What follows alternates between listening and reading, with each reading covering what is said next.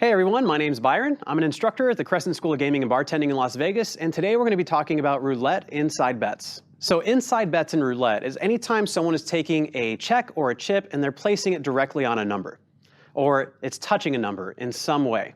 The first one we want to cover is called a straight up bet. It's when someone is placing a bet directly on a number and that bet is only covering that number and nothing else.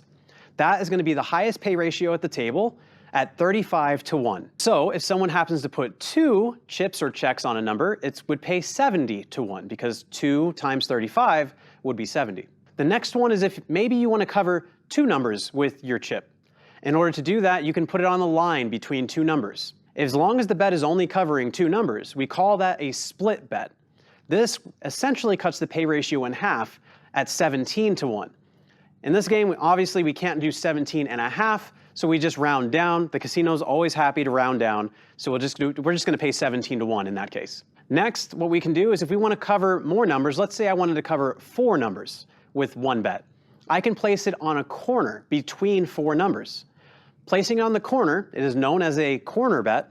It will pay 8-1 if any 4 of those numbers in that immediate area end up getting hit by the ball landing in that spot. Next one is known as a street bet. If you want to cover 3 numbers in a row, you can place it on the line and it will cover those 3 numbers. If any 3 of those numbers happen to hit, it's going to pay 11-1. And remember this for the future.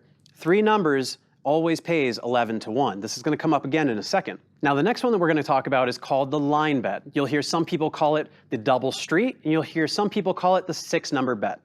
This bet will cover 6 numbers, or essentially 2 rows or 2 streets, and this will pay 5-1 if any of those numbers come up. The next one we're going to talk about is known as the top line bet. It's a line bet that's located at the very top of the layout where the zeros are located. This bet will cover 1, 2, 3, 0, and 00. 5 numbers, but pays 6-1. Some locations refer to this bet as the basket bet. However, there is a regional thing that I've noticed trying to locate what the real answer is as far as which is the basket and which is top line and what is what. It seems that there's a regional difference regarding where you're dealing if they refer to this as the top line or the basket bet.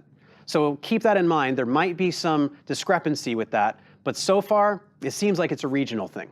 Next up is what we refer to as the basket bet, which is 0, 00, and 2. Some people refer to this as the tripod bet. However, here, being over in Las Vegas, it's commonly referred to as the basket. As I mentioned earlier, this is covering 3 numbers. So if a bet covers 3 numbers, it should pay 11-1, just like any 3-number bet like the street we discussed earlier. That is going to be the basket at 11-1. Next to the basket, we have 2 what are kind of like secret bets. One is going to cover 1, 2, and 0, and the other is going to cover 2, 3, and 00. That bet is going to cover those 3 numbers, and it still pays 11-1, but there's not really an official name for those bets. As a result, kind of a joke in the industry, we refer to them as no-name bets because they have no name. Really quick, if you guys happen to find any value in this video so far, please look into the description. You guys can actually buy us a coffee. That will allow us to continue to make these free videos for you. Now, with that being said, let's get back to the lesson. The last main bet we got to talk about here is known as the courtesy bet. The courtesy bet is almost always located between 2nd and 3rd dozen. That bet will only split zeros. There's 2 zeros in 00 or American roulette, which means that if it's covering 2 numbers, it will pay 17-1. In most locations, in most versions of roulette, a player cannot choose which 0 they want on the courtesy bet. Any bet that's in the courtesy bet, as long as any 0 comes up, it only pays 17-1.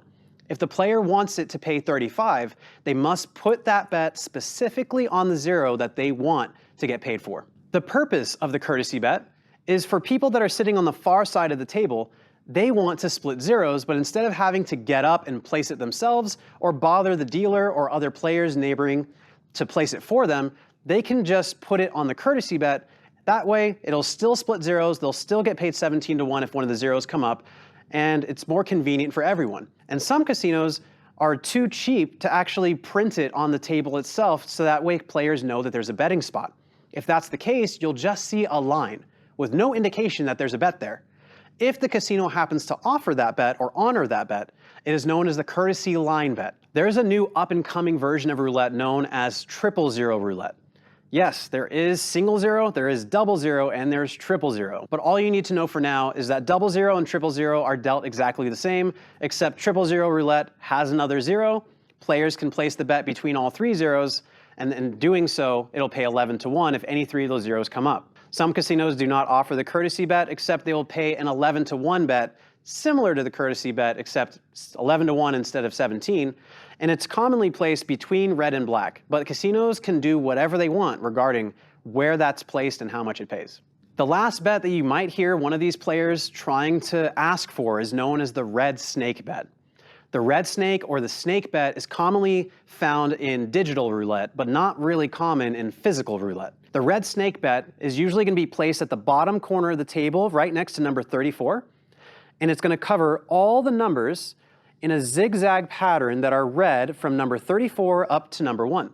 It's 12 numbers and it would pay 2 to 1.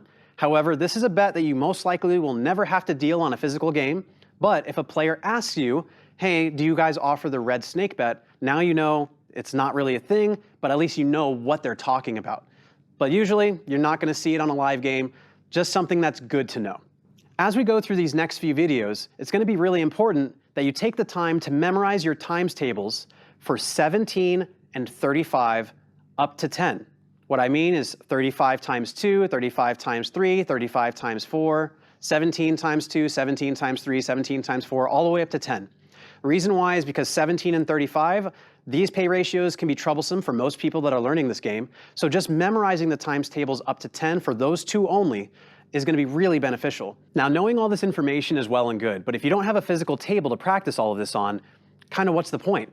I highly recommend that you guys look in the video description and you guys will see a link that will take you to where you can get contacted by the Crescent School of Gaming and Bartending. You might even get all of this education completely for free for all of these games if you're approved.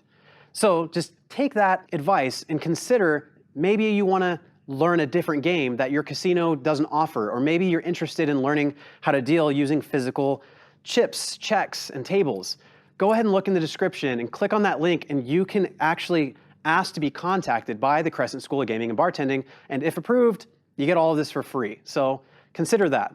Now with that being said, this is going to conclude this video. We're going to move on to the next topic. You guys can click on right here.